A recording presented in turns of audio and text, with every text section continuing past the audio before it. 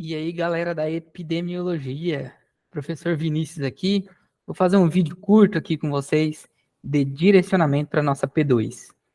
Curto porque eu já postei lá o Kahoot com as questões que direcionam vocês muito bem para a prova. Então, não deixem de fazer o Kahoot. E vocês podem responder quantas vezes vocês quiser. Só precisa mudar o apelido, que o joguinho não deixa você entrar com o mesmo apelido, mas aí coloca RGM, põe o primeiro nome depois da RGM, põe pontinho, faz alguma coisa lá para que vocês possam responder e ir crescendo dentro do jogo e acertando as questões conforme vocês vão aprendendo, tá? A questão não é decorar, é ver como que eu gosto de cobrar o conteúdo lá nas questões. Bom, vou dar uma olhada aqui na nossa prova para eu poder direcionar vocês então. Então, ó, primeira coisa, aprendam a diferenciar dengue hemorrágica de dengue clássica, tá? Precisa saber, principalmente assim, ó. Primeiro, se é dengue, então assim, se tem febre, há quantos dias existe essa febre, dor muscular, né? Tem dor de cabeça, tem dor atrás dos olhos, é dengue, cara. Ah, professor, mas como que eu vou saber se é hemorrágica ou não hemorrágica, né? Se é a dengue comum, que a gente fala assim, sinais de alerta. A dengue sem sinais de alerta, ela praticamente é só febre, né? É dor muscular, dor de cabeça e dor atrás dos olhos e moleza, tá? A pessoa fica ali com aquela preguiça e tal, não consegue sair da cama. Agora, apareceu pele pálida, apareceu fadiga, apareceu vômito, apareceu diarreia, são sinais de alerta. E sinais de alerta indicam para uma dengue hemorrágica. Então, fiquem ligados nisso.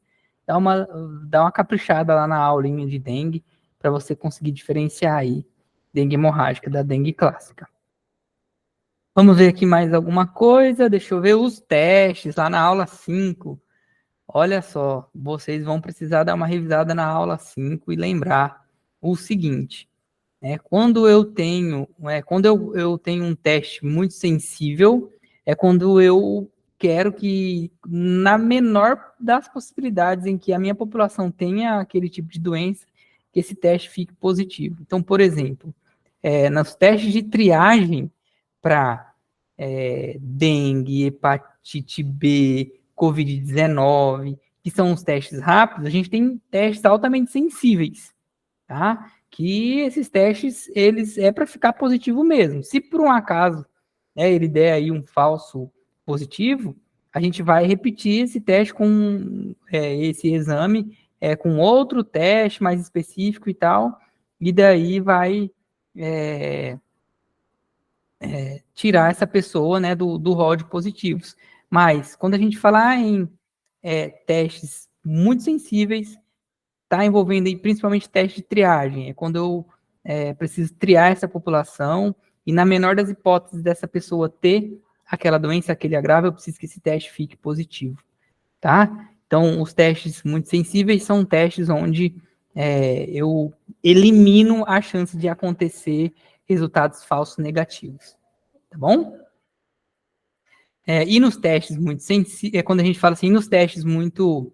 E, professor, então, para que a gente utiliza testes muito específicos? Nos testes muito específicos é o contrário, né? É quando eu quero que todos os pacientes que não tenham aquela doença, ele fique negativo. Então, por exemplo, o paciente deu positivo lá num teste de triagem, num teste aí de hepatite B, né, que é muito sensível, e aí a gente já não vai começar o tratamento dele, a gente vai enviar esse paciente lá para confirmação, né, para a unidade especializada, né, na confirmação, e lá ele vai fazer um teste muito específico, tá? Porque nesse momento eu preciso que, na menor das hipóteses desse paciente ele não ter essa doença, que esse teste fique negativo, porque eu não posso tratar alguém, né, contra hepatite, sendo que a pessoa nem tem essa doença. Um exemplo de um teste muito específico, um exame muito específico, a biópsia, né? Só vai fazer biópsia quem já passou por outros exames, outras triagens, e vai lá para fazer a biópsia, assim, assim, o que você espera quando você vai fazer biópsia? Que dê negativo, né?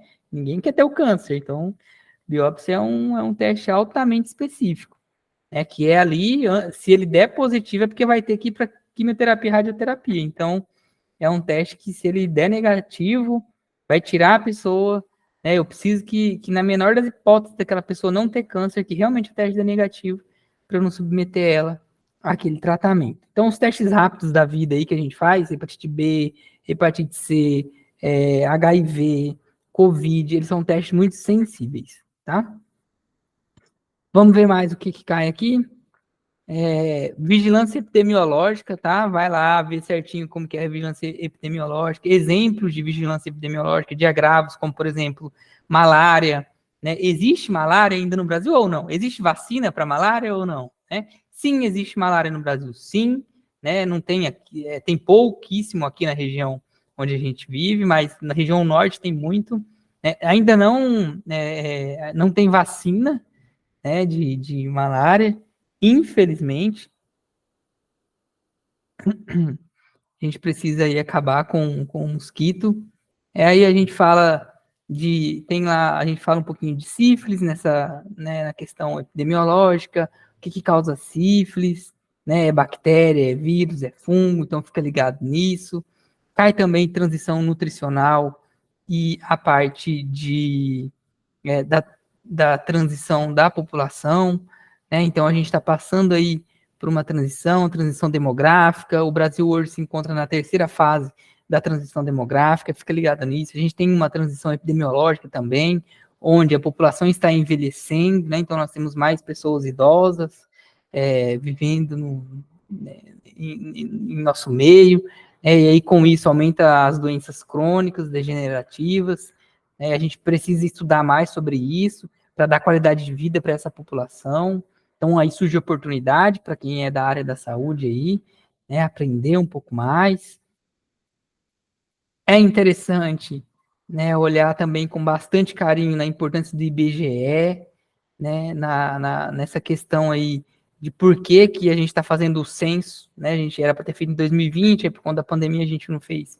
E aí a gente voltou a fazer o censo agora esse ano, está terminando já. Qual a importância, né, de saber, de entender como é essa população, saber a idade média dessa população, os agravos que acomete essa população, a faixa etária, né, da população que está estudando, que está trabalhando, quem não está estudando, quem não está trabalhando, né, os agravos que essa população tem. Né, fiquem ligados nisso. Eu gosto de colocar alguns textos e pedir para vocês interpretar esses textos, né, e baseados, é claro, na nossa disciplina. Né, então, a importância de IBGE eu já falei, e a importância da vigilância epidemiológica. Galera, façam a leitura, ouçam vídeos, ouçam podcast, bebam o conteúdo de epidemiologia, porque tem 3 questões abertas e eu preciso que vocês respondam essas questões abertas para que eu possa ajudar vocês na hora de corrigir a prova. Se vocês não responderem as questões abertas, fica difícil de eu conseguir entender o que vocês aprenderam, tá? Então, fique ligado nessa dica.